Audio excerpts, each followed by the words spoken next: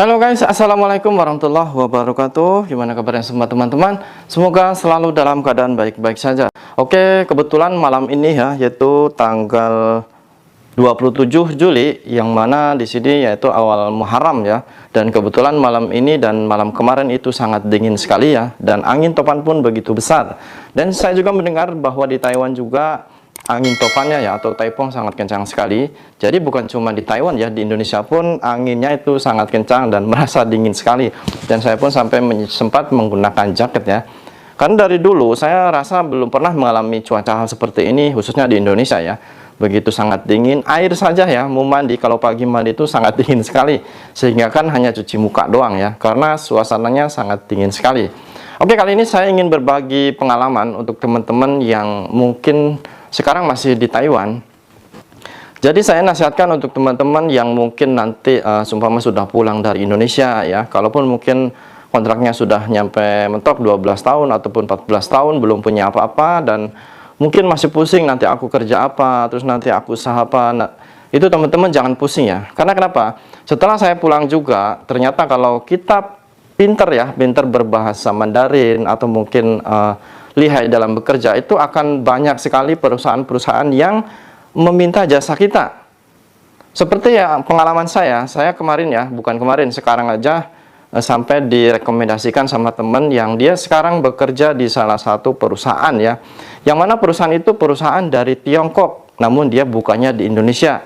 Dan kebetulan teman saya itu dia baru pulang kemarin dan nggak tahu dia kenal di mana dan tahu di mana, terus tiba-tiba langsung lamar pekerjaan dan langsung diterima, dan gajinya itu sangat besar guys.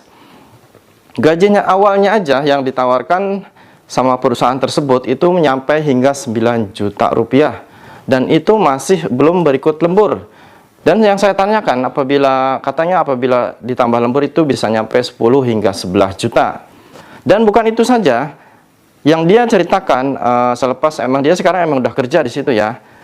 Dari segi untuk kita pulsa ya atau kuota itu akan ditanggung juga sama perusahaan, dan untuk makan, untuk mes itu akan ditanggung sama perusahaan. Dan ada lagi yang menariknya, apabila teman-teman cuti, kan daerahnya jauh ya, ke daerah saya memang jauh sekali karena daerahnya itu seperti di daerah Sulawesi atau mungkin di mana ya, kan jauh sekali, itu otomatis harus menggunakan pesawat. Dan apabila kita pengen cuti, itu akan diongkosi ya, akan dibelikan tiket sama perusahaan untuk semua mau cuti 2 minggu ataupun 3 minggu, itu akan dikasih cuti, akan dikasih tiket bolak-balik sama perusahaan. Dan saya rasa ini perusahaan sangat bagus sekali, karena perusahaan ini dikelola oleh orang Tiongkok ya. Dan saya yakin kalau seumpama PT ini ya, yang mengelola Indonesia, itu nggak mungkin dia akan memberikan gaji yang sebesar itu dan kemudahan-kemudahan seperti ini. Itu saya rasa nggak mungkin ya. Jadi intinya untuk teman-teman yang nanti mungkin pulang ya, nanti aku kerja apa, bingung ya mau usaha apa, itu yang penting sekarang selagi di Taiwan kembangkan bahasa kalian ya, khususnya bahasa Mandarin. Kalau bahasa Tai, bahasa itu tuh nggak perlu. Yang penting kalian itu diperdalam lagi bahasa Mandarinnya, karena sekarang banyak sekali perusahaan-perusahaan Cina ya, khususnya di Tiongkok itu membuka peluang usaha di Indonesia. Jadi untuk teman-teman yang pintar berbahasa ya, khususnya ini untuk cowok ya, kalau untuk cewek saya belum mendengar, ini untuk cowok. Kalian tuh harus pintar bahasa dan nanti akan banyak sekali untuk meminta jasa kita untuk gabung di perusahaannya. Dan yang saya tahu setelah saya tanyakan nanti kita kerjanya sebagai apa, ternyata sebagai penterjemah. Jadi penterjemah gimana? Maksudnya otomatis di sana kan orang Tiongkoknya nanti ngomong ke kita, seumpama ini nanti barang gini-gini, terus kitanya itu ngomong ke pekerja-pekerja Indonesianya di situ ya. Otomatis kan yang kerjanya orang Indonesia, mereka nggak mungkin ngerti kan bosnya itu ngomong. Jadi intinya hanya sebagai supervisor atau sebagai penterjemah, dan gajinya cukup lumayan loh. Dan yang dia ceritakan, yang teman saya ceritakan, kerjanya itu sangat nyantai. Karena nyatanya kenapa? Cuma bosnya datang ya, atau mungkin wakil bosnya, ini nanti barang ini dikirim atau gimana, terus nanti anak buahnya gini-gini, jadi cuma seperti itu aja. Terus lepas itu kita kontrol, jadi kayak mandor gitu aja. Itu sangat sangat nyantai sekali. Dia pun sampai bilang, udahlah gaji besar, terus kerjanya nyantai, kapasitas dari segala kebutuhan kita untuk makan, mes ya itu dikasih dan gratis.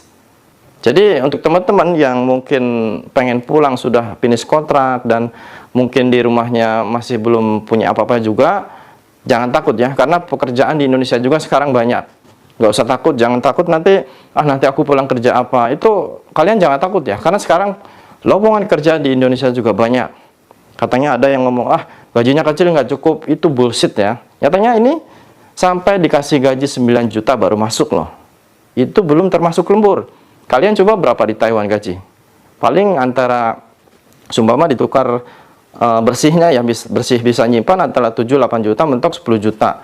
Lah di sini juga udah 10 juta udah bersih, mes, makan, terus kita dekat juga.